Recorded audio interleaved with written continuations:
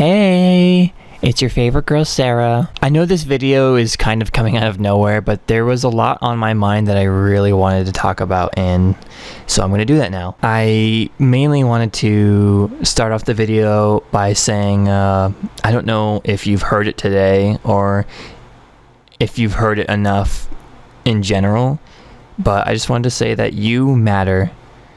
You are important to the world, even if sometimes you don't feel like you are. You are. Trust me. You are important. You do matter. You do mean something.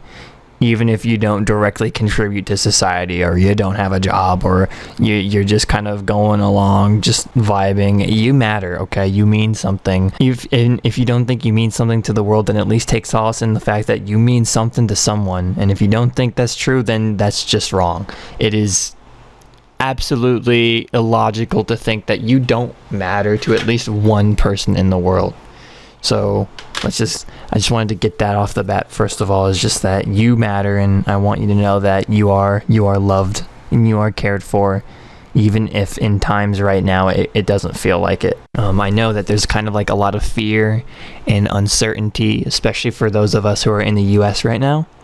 Not even just queer people, just people in general, but I guess especially queer people, because it kind of feels like we're being targeted right now, especially those who are trans. But just remember that you're not alone. And I know a lot of the stuff I'm saying right now is like, oh, everybody says that, but it's because it's true. You're not alone. There are people fighting for you, fighting with you, and it may seem like things are unfair and scary right now, and it's because they are unfair and they are scary, and it feels like it's out of your control, but just existing is resisting. And, you know, even if you aren't queer or you're just an ally or something like that, just defending your trans friends or your queer friends, or as a queer person, sticking up for yourself or sticking up for your friends, or just spreading positive words and love of the queer community, that helps too. And if you ever feel alone, you know, there's plenty of people around you who I'm sure love you and care about you and want to know that you're going through something like that and want to help you through it. And again, I know this is kind of going out of nowhere. This is like a really random video to make out of nowhere. But again, I had a lot on my mind I wanted to talk about really quick. Ironically, a lot of this did come out of nowhere to my mind. And it was because, let me just start over. On the 31st, I had an amazing stream. It was so much fun. I had my friends there. You know, we were playing IDV. It was a lot of fun. It was a good time. We played tarot. We played duos. I got raided by a streamer who I had raided the day before on March 30th, whose name is Emperor X Takashi, who's a super nice, funny, chill guy. I watch his streams a lot, and so I raided him on the 30th, and he raided me the next day, which I wasn't expecting. I was like, oh shit. But it was really nice, and it was really nice that he could trust me with his fan base, and we got so many followers that day, and so many new people in chat, and a lot of people from his fan base just interacting with my fan base. It was so much fun. It was literally the perfect stream ever, in my opinion. I had my friends there. We were all having fun. You know, we had my viewer base merging with the new viewer base, and even getting new fans and new viewers in. It was so much fun. It was amazing, absolutely amazing to see all the love and community just coming together and just like bonding. It was really amazing. And again, the whole stream was just perfect. You know, Takashi was there in chat, and he was being really funny and really chill, and his viewers were there, my viewers were there. Again, I'm repeating myself. It was just a great time. And at some point, you know, when the stream was over, I rated a different IDV streamer I watch, Hi Kenju, who's also really funny and really chill. And I watched them quite a bit as well, so I rated them. And then I went to go continue work on my stream highlight video. So I'm making a stream highlight video for the stream I did on March 30th. It's going to take quite a while because it's about 6 hours of footage to scrub through. But, you know, it's worth it because it's going to be it's a really funny video so far. And, yeah. But anyways, back on topic. After I had ended stream that day, which, again, I just want to reiterate, it was an amazing stream. I had fun the entire time. It was amazing. I felt so happy seeing my community mesh with another community, and then even the two of them joining together and you know, following me on my socials, on my Twitch and stuff, and joining my Discord server, which is always nice too. It was just perfect. Again, I can't sing the praises of that day enough. I had an amazing time, which makes it all the more weirder that after I ended stream, I started to feel really off. And it wasn't caused by anything or anyone in particular. It just kind of happened out of nowhere. And so for the record, I am autistic and I have issues with stimulation. And after I had ended my stream, all of a sudden I started feeling really overwhelmed. And you know, I was getting really overwhelmed by really tiny things like people talking, or noises in my room, or my hair touching my face, or being itchy. You know, that stuff. I was just getting really overwhelmed by really small stuff, and it was like, you know, freaking me out. But the thing that was weird was that like anytime I would deafen and try to watch a video, I would get understimulated. And so I would undeafen and immediately get overstimulated, and it was just like, it was horrible. I felt so uncomfortable, and you know, it was just really weird because I normally don't get like that. But I was just getting overstimulated by the smallest things, and it was just really uncomfortable and really hard for me that day. And I don't know what happened, because it was such a good day before, and I started feeling so miserable afterwards. And again, it wasn't even caused by anybody or anything. It just kind of happened. And a friend of mine was pretty sure that I was having like issues with like disassociation, and that maybe that all of the streaming multiple days in a row and constantly playing IDV had me like overwhelmed and had my, you know, my battery drained. And you know, I think I agree with her on that, because it was, you know, it was just you know, so much I was doing and I didn't really think about it. But I guess I wasn't really tending to myself socially, and I was kind of just putting myself out there and not giving myself time to recharge. And again, not anybody's fault. Great streams, I had great streams, had a great time, nobody did anything.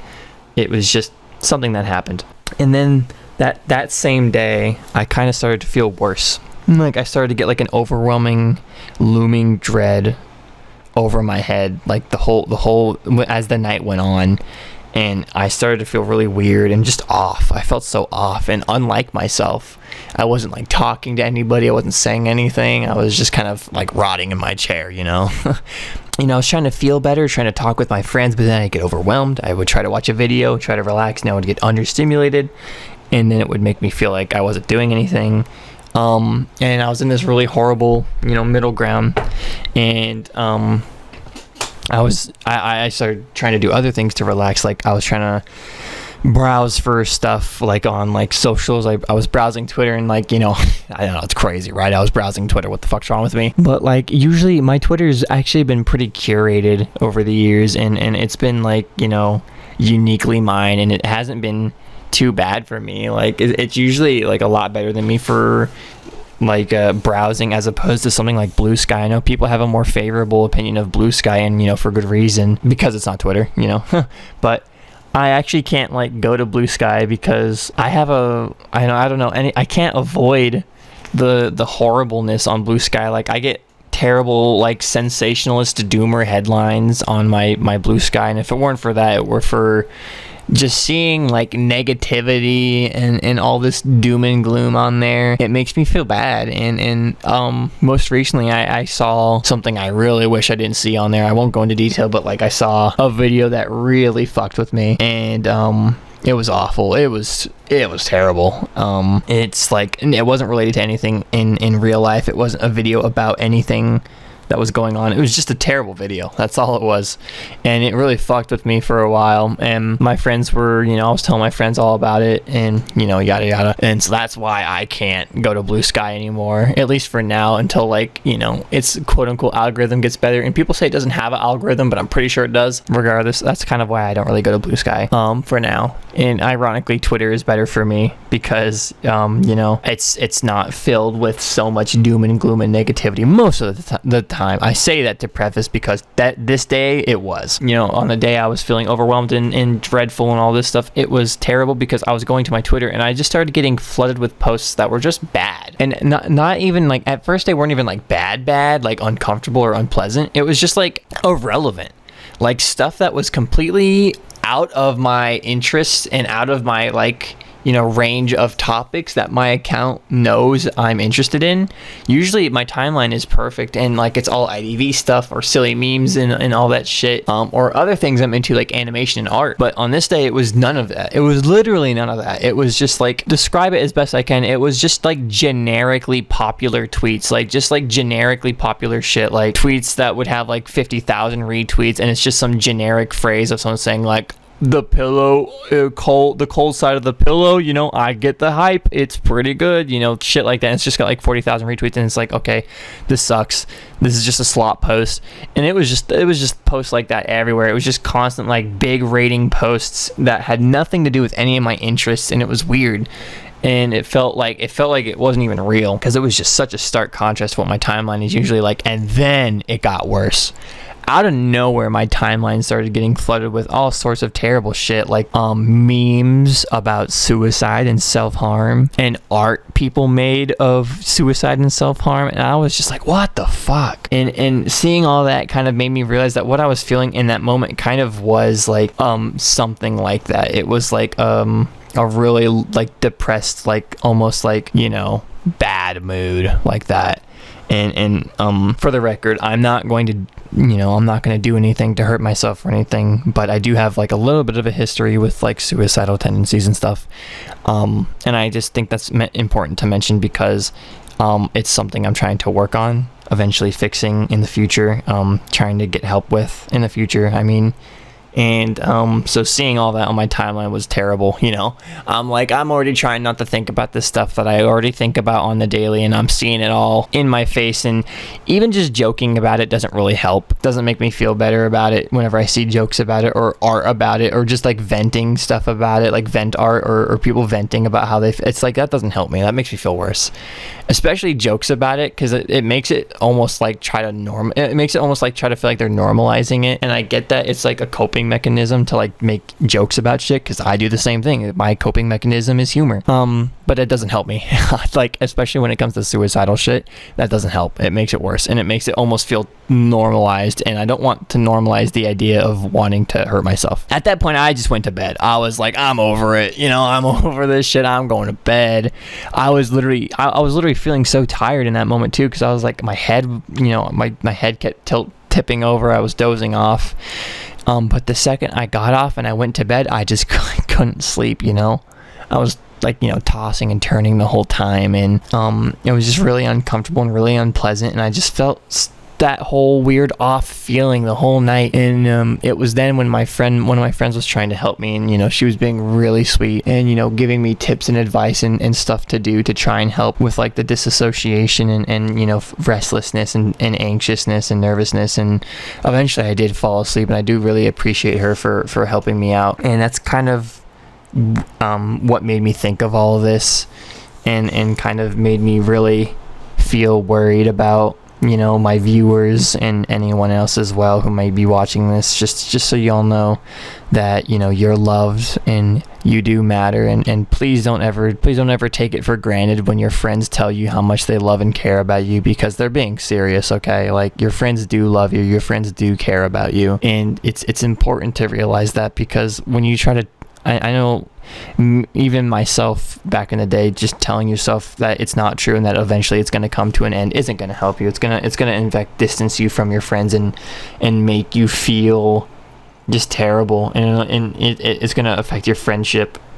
So when your friends tell you they love you, they mean it. Okay, they love you as much as you love them, and you need to accept that and remember that, because at the end of the day, it's true. Your friends do love you. They do care about you. And if they didn't, they wouldn't be here, telling you that. I know it's kind of a complicated thing to say that sometimes, because I've been in a friend group before where they were like, oh yeah, we love you, we care about you, but they were like really cold and flat about it. And eventually they did like end up leaving me out of the group, and it was like really rough for me. And it gave me trust issues for many, many years. But this little duckling found her family eventually. And I've been with my group of friends for over 6 years now. And I couldn't be happier. My current group of friends are the bestest friends I could ever ask for. They are my anchors. Without them, I wouldn't be here. It's as simple as that. They've helped me through literally every low, and been there with me for every high. And it's just like, I don't know. They're literally the best friends a girl could ask for. That's all I can really say. Yeah, I know I'm kind of rambling. That's turned into like a rambling video. It's supposed to be just a short video of me being like, hey, love you guys, but I just want you guys to know that I do care about you all, and I love you all, and I really appreciate you guys. You all have had a huge positive impact, and even though this is a really small community so far, it's been amazing, and you guys have had such a positive impact on me and my life, even outside of streaming. Like, I think about you guys a lot, and I want you guys to know that I really do appreciate you all, and how positive and caring and funny and chill you all are, and I couldn't be happier that the start of my community is as nice as this, because I was worried about getting back into content creation, because I did have old channels before this where I was actually pretty active and had a fan base for content creation, but I stopped because I didn't like where it was going, and I didn't like how my family knew what I was up to and what my socials were, and they were stalking me on everything, and so I made new ones eventually and got back into content creation, and that's what you're seeing now. So I was really worried about how it would go, and I'm really grateful to know it's going as well as this. So thank you guys for being you, and remember that you do matter. You know, no matter what the world tries to say, what the fucking president tries to say, or what laws they try to put in place against you, just know that. Sorry, it's my chair in the background.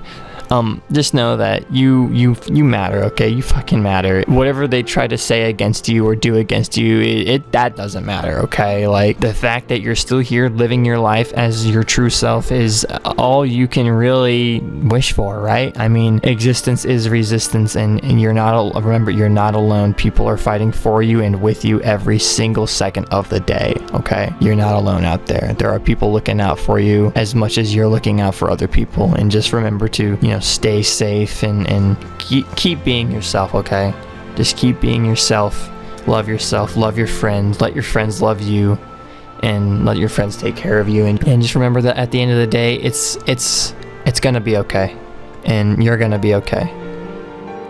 And before I take up too much more of your time by rambling even more and repeating myself even more and more, I'll just leave it at that. You guys have a great one. And remember that you're loved, you're cared for, people love you, people care for you, and their lives would be completely different without you in it. The world would be completely different without you in it. You absolutely matter to the world, to your friends, to your loved ones. You matter. It is 2 a.m. and I am going on and on about this, and yeah, I'll leave it at that. And good night, everybody. Love you guys.